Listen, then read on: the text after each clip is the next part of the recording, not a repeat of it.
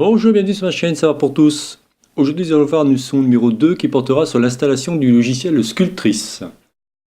Maintenant qu'on a fait un petit tour d'horizon du logiciel Sculptris, nous allons voir comment installer celui-ci pour un Mac, en tout cas pour mon cas. De toute façon, la formation sera la même que cela soit sur Windows ou sur Mac. Lorsqu'il y a des touches propres à Mac, je ferai en sorte de vous donner la similitude sur Windows, donc ne vous inquiétez pas. Donc regardons cela de suite. Rappelez-vous, il fallait aller dans pixelogic.com.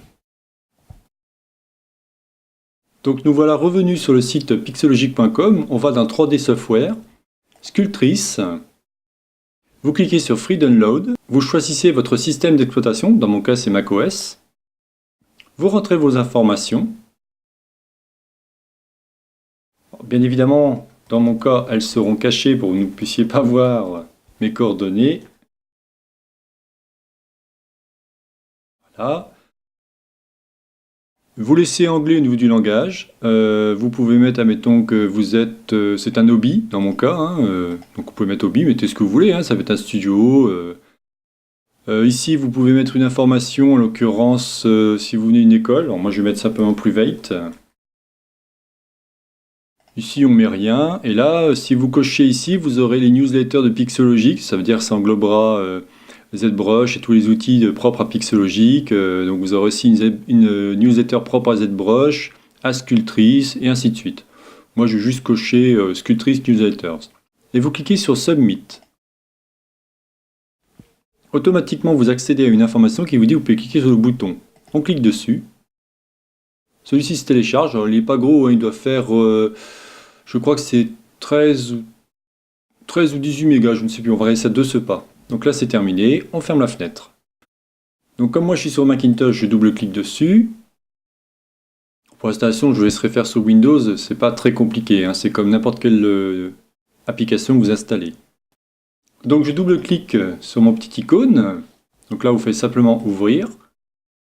Ici vous mettez votre mot de passe s'il y en a besoin. Une nouvelle fenêtre va apparaître afin d'installer l'application. Donc ils vous disent « Please wait while the installer initialize ». Là, vous cliquez sur « Next ». Vous acceptez « Next ». On laisse par défaut donc application dans le cas de Mac. Pour Windows, je vous laisserai mettre pareil. En général, c'est pour RAM5, mais bon, je vous laisse mettre où vous voulez. On fait « Next ». L'installation est assez rapide, hein, comme vous pouvez le voir. Que ce soit sur Windows ou sur Mac, c'est pareil, hein, l'installation est assez rapide. Là, on va dire, on laisse comme ça, on peut aussi laisser Finish. Normalement, vous avez deux fenêtres qui s'ouvrent. Vous avez la fenêtre, en fin de compte, qui va s'ouvrir au niveau de votre documentation. Et vous avez ici, vous voyez la fenêtre, donc je vais faire en sorte de l'agrandir de suite. Voilà. Là, nous arrivons sur la fenêtre Sculptris Alpha 6, et avec notre application. Donc la prochaine leçon portera sur la présentation de cette interface afin que l'on comprenne un peu comment celle-ci est décomposée. Voilà, écoutez, donc c'était la chaîne Savoir pour tous, réalisée par Jean-Michel. Je vous souhaite une bonne journée et je vous dis à la prochaine vidéo. Bye bye.